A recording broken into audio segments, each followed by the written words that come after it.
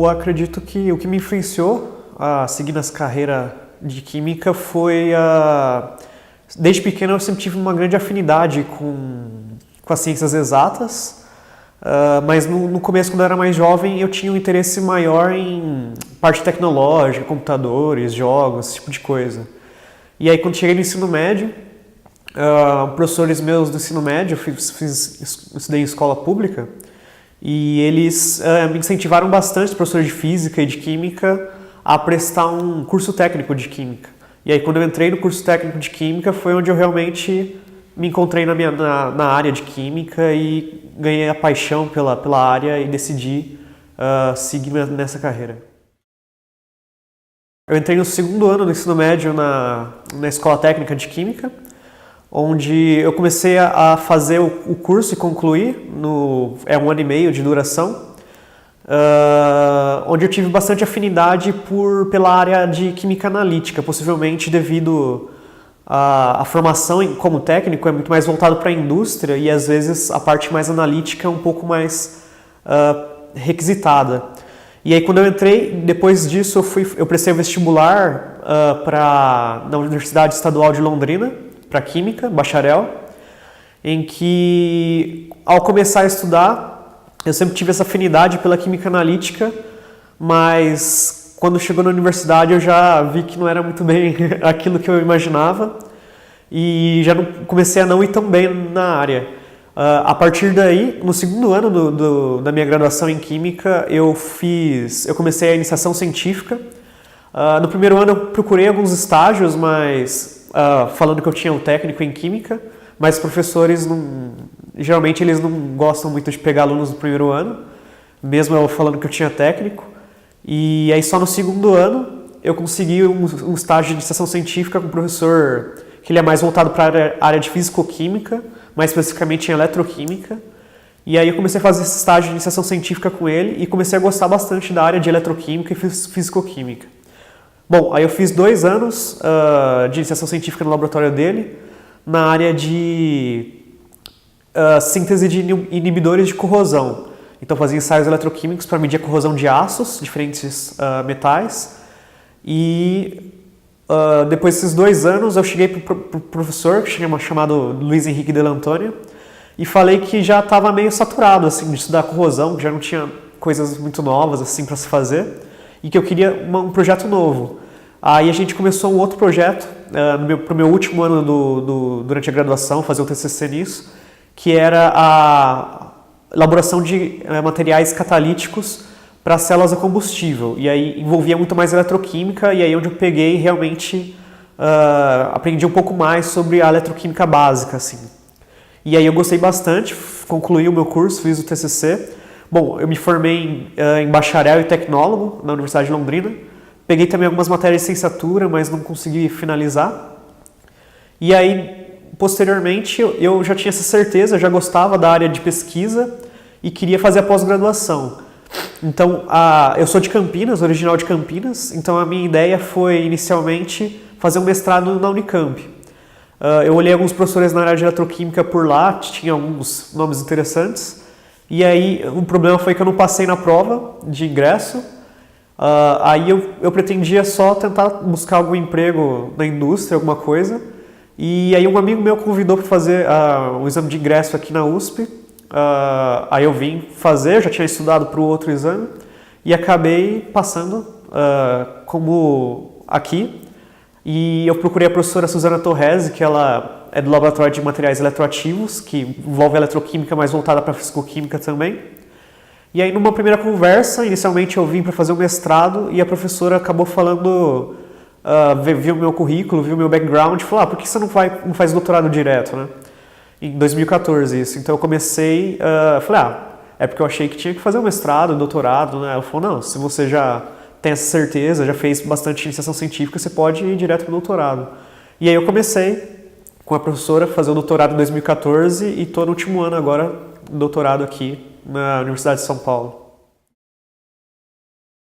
Nessa primeira conversa que eu tive com a Suzana, eu cheguei para ela e eu vi o currículo dela, ela trabalhava com polímeros condutores. E eu falei que tinha interesse em trabalhar com polímeros condutores, que é conhecido como se fosse filmes plásticos que conduzem a eletricidade. E ela me propôs um projeto que, na verdade, era de uma ex-aluna que tinha acabado de defender e que ela fazia diversas sínteses orgânicas propondo novos materiais. E uma das ideias, era uma ideia ainda no começo, era de fazer um material que ele era condutor e biodegradável para aplicações biomédicas. E aí, no primeiro momento, eu me interessei bastante pelo projeto, comprei a ideia e comecei esse projeto de doutorado. Então, ele começou pela síntese desse material que ele seria condutor e biodegradável, visando aplicações biomédicas. Num primeiro momento, como eu tinha vindo de um background de eletroquímica, eu não sabia muito de síntese orgânica, mas essa é uma área muito multidisciplinar. Então eu tive que sintetizar o material, trabalhar um pouco com síntese orgânica.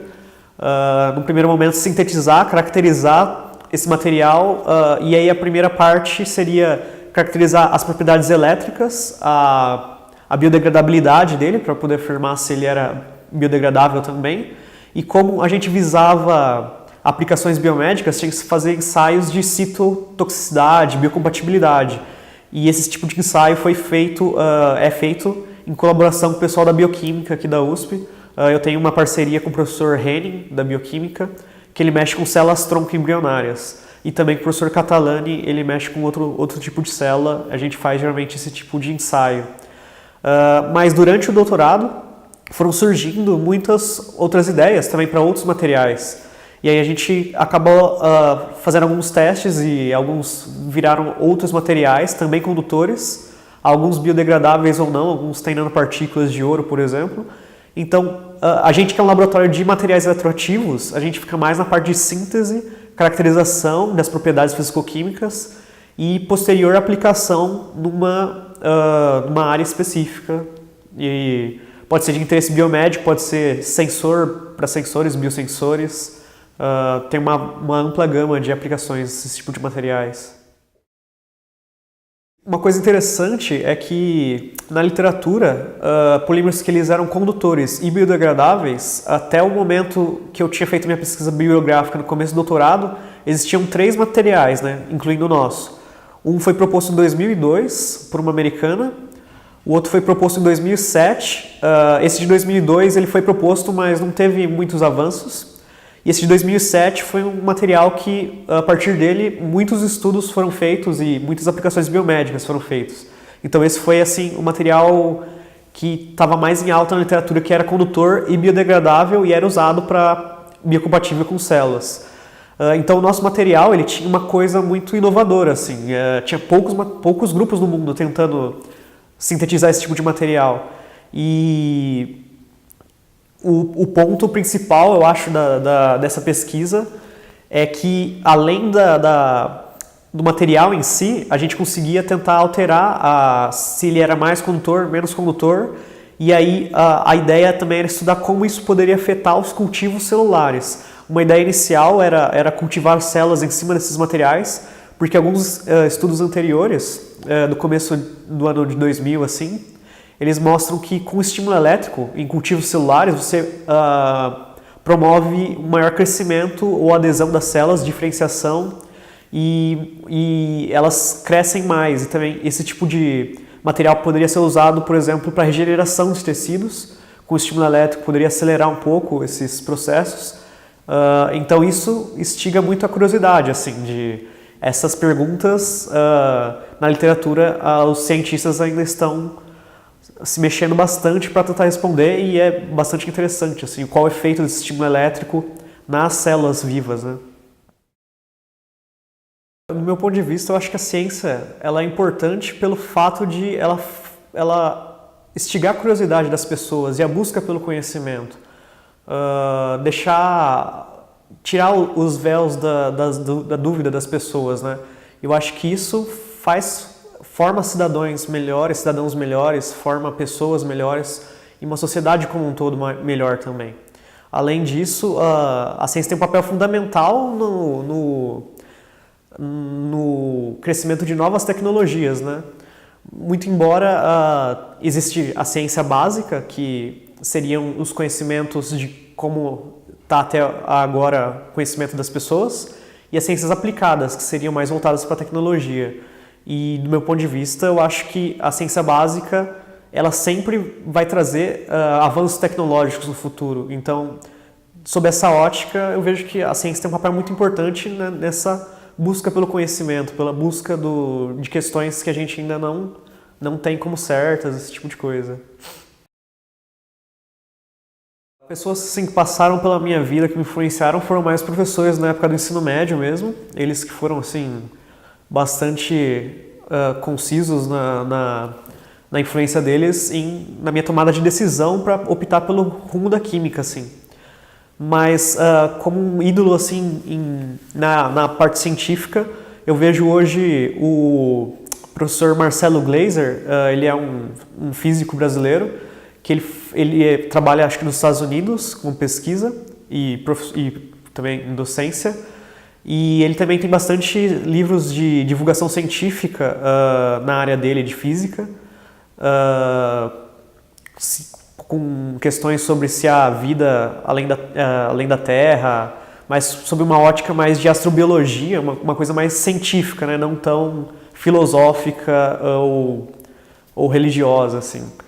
E eu acho ele uma influência bastante interessante, bastante forte no Brasil hoje, e eu acho que ele é a principal influência, assim. Realmente,